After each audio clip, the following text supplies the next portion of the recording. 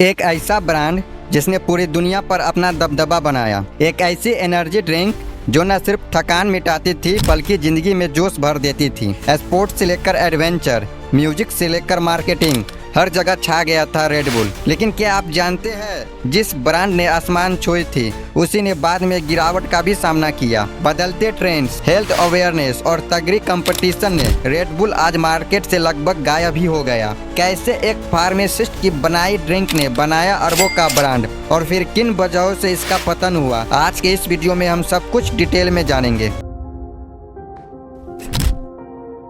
दरअसल red bull की शुरुआत आज से करीब 45 साल पहले थाईलैंड के अंदर के एक छोटा सा गांव है, जहां के रहने वाले चालियो विद्या ने साल 1976 में की थी। दरअसल चालियो विद्या के दिमाग में ये आइडिया तब आया जब उस समय थाईलैंड में जापान की एक एनर्जी ड्रिंक लिपोविटन डी काफी ज्यादा फेमस थी। पर दुख की बात ये थी कि ये ड्रिंक इतनी ज्यादा महंगी थी कि इसको केवल वही लोग खरीद सकते थे जिसके पास पैसा हो, क्योंकि गरीब की बस की बात ही नहीं थी। और इसी चीज का फायदा उठाते हुए चालियो विद्या ने रेड बुल की स्थापना की, जो शुरुआती समय में ये उतना नहीं चल पाया, पर वक्त के साथ साथ ये कंपनी आगे बढ़ती चली गई। अब आप सोच रहे होंगे कि रेड बुल का असली नाम क्या है, तो हम आपको बता दें कि इसका असली नाम रेड बुल नहीं बल्कि क्रिएटिंग डैंग है, जिसका मतलब होता है क्रिएटिंग का लाल, जबकि डैंग का मतलब होता है बुल्स। चालियो विद्या बैंकॉक के अंदर अपनी खुद की कंपनी चला रहे थे जो इसी से रिलेटेड थी। तब इन्होंने ये सोचा कि जापान की एनर्जी ड्रिंक इतना ज्यादा महंगी थी,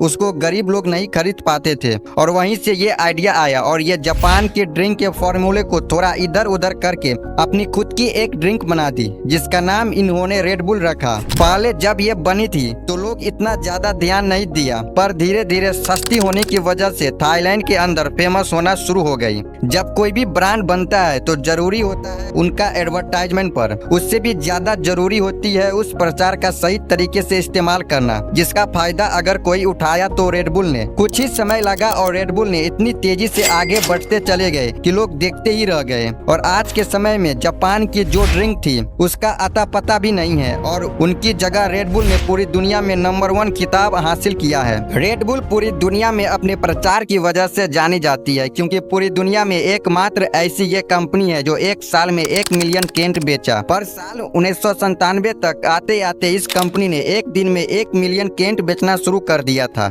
इन सब के पीछे इसका जबरदस्त प्रचार करने का तरीका था। रेड बुल ने सबसे पहले युवाओं को टारगेट किया, क्योंकि लोग पार्टी ज्यादा करते हैं। स्कूल को पकड़ा और बार को भी पकड़ा। जितने भी स्कूल कॉलेजेस थे वहीं पर यह कंपनी अपनी एक गाड़ी खड़ा कर देती, जिसके ऊपर एक बड़ी सी रेड बुल की बोतल को रखकर फ्री में सबको देना शुरू कर दिया, और लोग लेते भी थे। अब ये यहीं पर ही नहीं रुके, इन्होंने देखा कि जिस देश में जो ज्यादा फेमस है ये उसी को टारगेट किया, जैसे cricket, football, badminton. Red bull company जितना ज्यादा पैसा कमाती है उसका सबसे बड़ा हिस्सा अपने प्रचार में लगा देती है, और इसी वजह से रेड बुल सबसे ज्यादा आज के समय में लोकप्रिय है। साल 1987 में डेट्रिच ने इस कंपनी का नाम क्रिएटिंग डैंग से बदलकर रेड बुल रख दिया और अपने शहर ऑस्ट्रिया में लॉन्च किया, और साथ ही इस कंपनी ने नाम दिया, या आप ये बोल लो स्लोगन दिया, red bull gives you wing, जो पूरी दुनिया में फेमस हुआ। जब रेड बुल ऑस्ट्रेलिया में लॉन्च हुई थी तब उस समय ऑस्ट्रेलिया में कोई भी एनर्जी ड्रिंक नहीं थी। इस वजह से जैसे ही ये ड्रिंक एक नए नाम और जबरदस्त मार्केटिंग के साथ लॉन्च हुई तो पूरे देश में एक लहर सी आ गई, और अपने पहले ही साल में इस कंपनी ने 1 मिलियन से भी ज्यादा ड्रिंक बेचकर एक रिकॉर्ड बना दिया। अब ऐसा भी नहीं था कि इस कंपनी ने बुरा वक्त नहीं देखा, केवल सफलता ही देखी।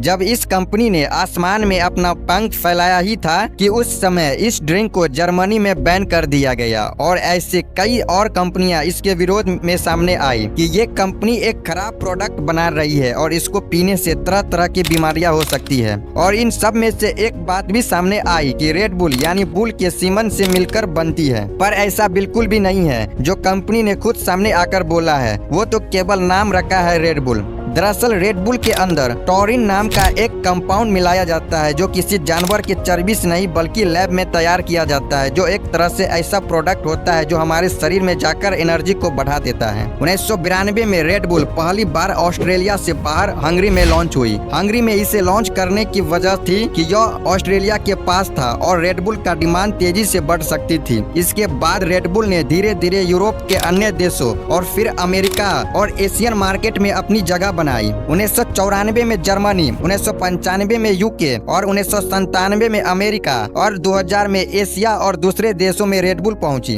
2012 में रेड बुल ने एक ऐसा स्टंट किया जिससे उसकी पॉपुलैरिटी तेजी से बढ़ती चली गई। दरअसल एक व्यक्ति ने 39 फीट की ऊंचाई से जंप लगाई और यह स्टंट वर्ल्ड रिकॉर्ड बना। इस स्टंट को रेड बुल ने स्पॉन्सर किया था। इससे रेड बुल की डिमांड और ज्यादा बढ़ गई और इसकी वजह से कंपनी को $50 मिलियन का प्रॉफिट हुआ। रेड बुल अब एनर्जी ड्रिंक का एक ग्लोबल ब्रांड बन चुका है। दुनिया के 178 देशों में इसकी सप्लाई हो रही है। 22 अक्टूबर 2022 को 78 साल की उम्र में कंपनी के को फाउंडर डेट्रिच मैटेसिट्स का निधन हो गया। अब सवाल यहाँ पे यह आता है कि रेड बुल की कंपनी में इतना अच्छा चल रहा था तो फिर इसका पतन क्यों हुआ? जहाँ 2018 में रेड बुल अकेले मार्केट शेयर के 75% रखकर बैठा था, लेकिन फिर इसके बाद कुछ ऐसा हुआ कि रेड बुल के साथ पूरे भारतीय मार्केट डूब गया, क्योंकि पेप्सिको ने लॉन्च किया एक ऐसा एनर्जी जिसने रेड बुल को मार्केट से गायब कर दिया। इस एनर्जी ड्रिंक का नाम था स्टिंग एनर्जी।